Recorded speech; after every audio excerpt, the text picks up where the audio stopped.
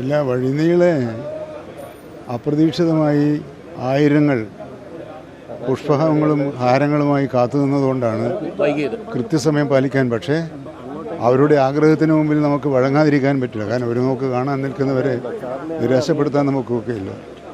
അപ്പോൾ അവരെ എല്ലാം അനുഗ്രഹവും ആശീസ്സുകളും എല്ലാം അർജുനോടൊപ്പമുണ്ട് എന്നത് ഉറപ്പിക്കാവുന്ന കാഴ്ചയാണ് നാം ഇന്ന് കണ്ടത്. തീർച്ചയായിട്ടും അതാണ്, അവരുടെയൊക്കെ അനുഗ്രഹവും പ്രാർത്ഥനയും ഉണ്ട് എന്നുള്ളതാണ്. എനിക്ക് രാവിലെ 3 മണിക്ക് മുതൽ കാത്തിരിക്കുകയല്ലേ? അതെ അതെ, പുലർച്ചെ മുതൽ കാത്തിരിക്കുകയാണ്. 6 മണിയാവും, 5:45 അവിടെ എത്തിയത്, അതിർത്തിയിലെത്തിയത്. ഒരു നാട് മുഴുവൻ കാത്തിരിക്കുകയാണല്ലോ. ബീന ടീച്ചർ പറഞ്ഞത് ഒരു അമ്മയുടെ പതപ്പാണ്. അതെ, നമുക്കൊന്നും അറിയില്ലായിരുന്നു അർജുനെ, പക്ഷേ ഇപ്പം നമ്മുടെ സ്വന്തമാണ് അർജുൻ. ഒരു നാടിൻ്റെ മുഴുവൻ, ഒരുപാട് ആളുകളുടെ മനസ്സിൽ അർജുനുണ്ട്. ജീവനോടെ പ്രതീക്ഷിച്ചു, കിട്ടിയില്ല. പക്ഷേ അവസാനം നമുക്ക് ആ വേദന ഇങ്ങനെ നിൽക്കുന്നു. വഴിയരികിലൊക്കെ ഒരുപാട് പേര് കാത്തു നിൽക്കുക, ഒത്തിരി പേര് കാത്തു നിൽക്കുകയാണ്.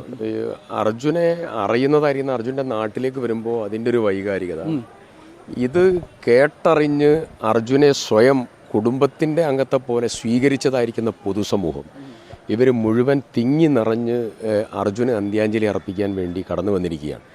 ഇതൊരു അപൂർവ നിമിഷമാണ്. ഒരു ബോഡിക്ക് വേണ്ടി, ഒരു മനുഷ്യൻ്റെ ചേതനയേറ്റ ശരീരം കണ്ടെത്താൻ ഇത്രയും ദിവസം നടന്നതായിരിക്കുന്ന ഒരു ഓപ്പറേഷൻ, അത് അത്യപൂർവമായിട്ടുള്ളൊരു സംഭവമാണ്.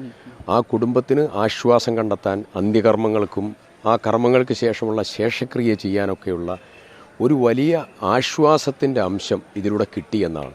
അത് നൽകുന്നതായിട്ടുള്ള ഒരു എന്താ പറയുക, ഒരു വൈകാരികമായിട്ടുള്ള ഒരു മുഹൂർത്തത്തിന് സാക്ഷ്യം വഹിക്കുക. ഈ വീട്ടിലേക്കുള്ള വഴിയിൽ എത്രയോ തവണ അല്ലേ കൈയും പിടിച്ച് പോകും വരും. തീർച്ചയായിട്ടും ഇത് അർജുൻ നടന്നുപോയ വഴികളാണ്.